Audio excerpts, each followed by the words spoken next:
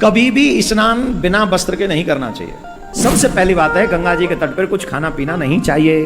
बिल्कुल सही। सबसे पहले सिर्फ स्नान करो और माँ गंगा ने मेरे सारे पाप धो दिए, ऐसी निष्ठा करो और उसके बाद सीधे माँ को प्रणाम करके अपने तन से उतारे हुए वस्त्र भी गंगा में नहीं धोने। भगवान ने जब वस्त्र चुराए तो गोपियों ने कहा वस्त्र दे दो, वो ले लो। हमने कहा चुराए, ये रखे कदम पे टंगे, अपने आप ले जाओ। सही बोले महाराज अब आप कैसे ले जाएं, अब तो आप हैं वस्त्र और हमने कोई वस्त्र पहने हुए नहीं। बिल्कुल सही। राधे राधे दर्शकों, इस वीडियो पर हम जानेंगे कि पूज्य महाराज श्री देवकीनंदन ठाकुर जी ने जो कृष्ण भगवान की लीला सुनाई है, जो बचपन में गोपियों के कपड़े उठा ले जाते हैं उनके नहाते समय, जो आपने कई बार पढ़ा भी होगा, कई बार सुना भी होगा। तो इस वीडियो पर हम उसी का पूरा सार जानेंगे कि उन्होंने ऐसे कपड़े क्यों चुराए थे और ले जा करके जहाँ पर गोपियाँ नहा रही थी वहाँ से थोड़ा दूर रखे थे। तो चलिए इस वीडियो को शुरू करते हैं और देखते हैं। एक दिन गोपियां अभी ध्यान से देखना, जमुना स्नान करने गई तो उन्होंने अपने वस्त्र घाट पे रख दिए। सही बात है। भगवान श्याम सुंदर आए और उन्होंने वो वस्त्र उठाए और कदम पे चढ़ गए। सही बात है। जब कदम पे चढ़ गए तो गोपियां जब आई तो बाहर देखा वस्त्र नहीं है, तो गोपियां ढूंढने लगी वस्त्र कहाँ है, वस्त्र कहाँ है। तो भगवान श्याम सुंदर ने बंसी बजाई तो समझ गई कि एक वस्त्र कन्हैया ले गए, इसलिए उनका नाम एक पड़ गया चीड़ चोर। सही बात। क्या नाम है? चीड़ चोर। वो चीड़ भी चुराते, वस्त्र चुराते, वस्त्र चुरा के चढ़ गए।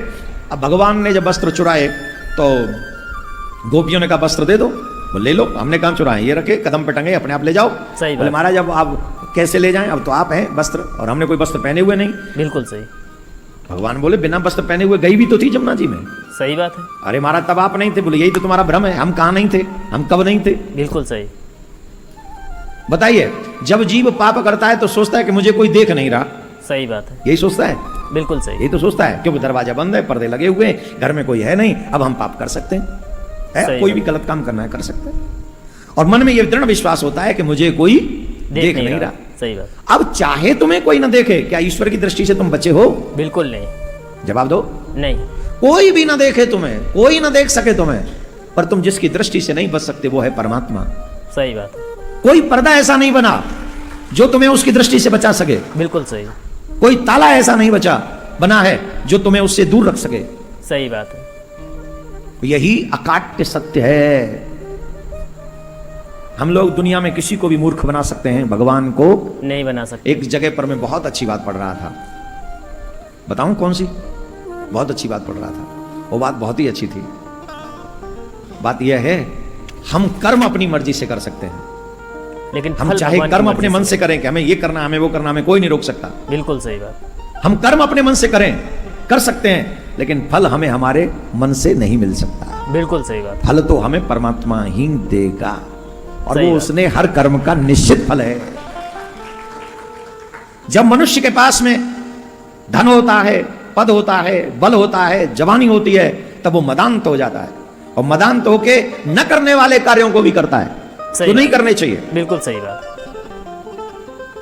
अब ये ऐसा नहीं करता कि यहां पर कोई हमें देखने वाला है दंड देगा, लेकिन दंड तो दे मिलेगा। परमात्मा के दंड से कोई नहीं बच सकता। बिल्कुल सही। कोई बचा नहीं। सही बात। कहा महाराज तब आप नहीं थे। भगवान बोले हम कब नहीं थे, हम तो हमेशा थे, हम तो सदा ही रहते हैं। सही बात है। हम कहां नहीं थे। भगवान बोले हम तब भी यहीं थे, हम तब भी यहीं थे,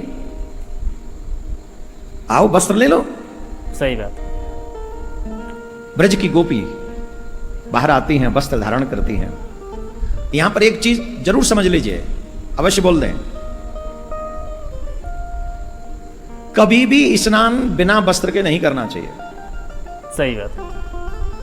don't take a bath without clothes, it's a sin. हमारे यहां वरुण देव कहते हैं उनको। जल जो है क्या है? वरुण है। जल में स्नान आप कर रहे हो और सिर्फ नारायण कह दो स्नान करते समय, सिर्फ नारायण बोल दो, आप सभी तीर्थों के समान पवित्र हो जाओगे उसी समय। आप किसी भी जल में स्नान कर रहे हो, सिर्फ जल डालते समय बोल दो नारायण नारायण नारायण।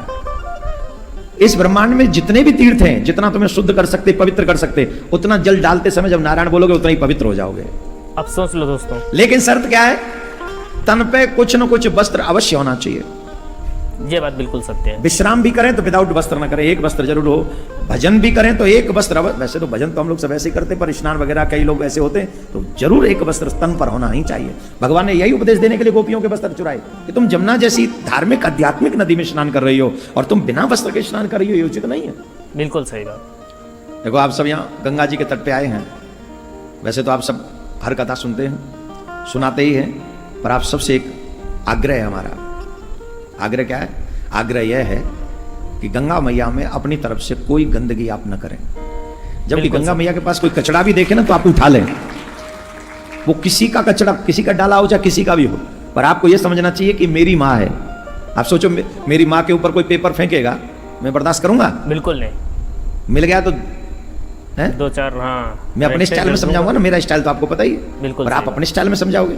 सही बात। तो ये गंगा भी माँ है, हमें गंगा मैया का भी पूरा ध्यान रखना चाहिए अपने द्वारा। अभी हमारे एक और बंधु, वही फौजी भाई बता रहे थे कि कल कोई लोग यहाँ वो क्या कॉफी पी रहे थे रे, कॉफी पी रहे थे गंगा मैया के घाट पे बैठ के, सुर्राटे वो। हाँ महाराज, वो क्या आजकल बड़े लोग अलग टाइप का प्रेम हो गया महाराज, एक नारियल दो पाइप। बिल्कुल सही। हाँ, अब आप तो सन्यासी हो, आपको नहीं पता, हम थोड़े गृहस्थी है महाराज जी, तो हमको पता है। आप तो भाई संत लोग तो इन विषयों, हम तो गृहस्थी आदमी, हमें तो पता है, और यहाँ जितने गृहस्थी बैठे सबको पता है। एक नारियल दो पाइप जानते हैं ना? हाँ, सुर्र सुर्र जी, एक ही नारियल लेंगे दोनों पति पत्नी। हाँ, वो फिर ऊपर से एक और उपदेश देते हैं महाराज जी, पता है क्या? इससे प्रेम बढ़ता है, प्रेम। वाह वाह वाह वाह, क्या बात है। हमन तो आज तक सुनी ना नारियल को पानी का वो प्रेम बढ़ा रहा है। बिल्कुल सही हैं? अगर नारियल को पानी प्रेम बढ़ाता तो सबसे पहले नारियल में बॉलीवुड में भेज दो, जिनके तमाम एक एक के चार चार है रखें। सही बात है।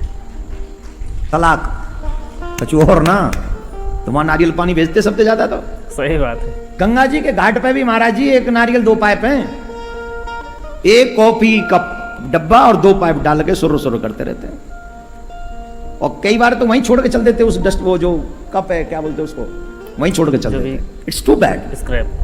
सबसे पहली बात है, गंगा जी के तट पर कुछ खाना पीना नहीं चाहिए। बिल्कुल सही। सबसे पहले सिर्फ स्नान करो और माँ गंगा ने मेरे सारे पाप धो दिए, ऐसी निष्ठा करो, और उसके बाद सीधे माँ को प्रणाम करके अपने तन से उतारे हुए वस्त्र भी गंगा में नहीं धोने। नो साबुन, नो शैम्पू। गंगा जी के घाट पे बैठा हूं इसलिए यहां की बात कर रहा हूं, ये हर एक धार्मिक नदी की बात है, चाहे जमुना जी हो, नर्मदा जी हो, कावेरी हो, गोदावरी, कोई हो, ये हमारे पाप धोने के लिए हैं, शरीर के मैल धोने के लिए नहीं। सही बात है। Do you understand what I mean? Yes. आप समझ रहे हैं मैं क्या कह रहा हूं? जी। जब हम नहाए हैं, एक दो वस्त्र तो हमें वहीं उसी में पहन के नहाते, तो उतार धोने पड़ेंगे ना, पॉलिथीन में डालो और जहां रुके हो उस बाथरूम में जाके वो वस्त्र धो। बिल्कुल सही बात है। गंगा मैया में नहीं। ये उपदेश देने के लिए भगवान श्री कृष्ण ने गोपियों के चीर चुराए थे कि कभी भी किसी जल में निर्वस्त्र स्नान नहीं करना चाहिए। अब गोपियां कहने लगी, महाराज कब मिलोगे? आपसे मिलने का बड़ा मन है, आपने इतना प्रेम जगा दिया, अब हमारी भावना कब पूरी करोगे? तो भगवान श्री कृष्ण ने कहा, शरद पूर्णिमा की रात्रि पे मैं महारास करूंगा और तुम उस महारास में आना और मैं तुम्हारी भावनाओं को पूर्ण करूंगा। बिल्कुल।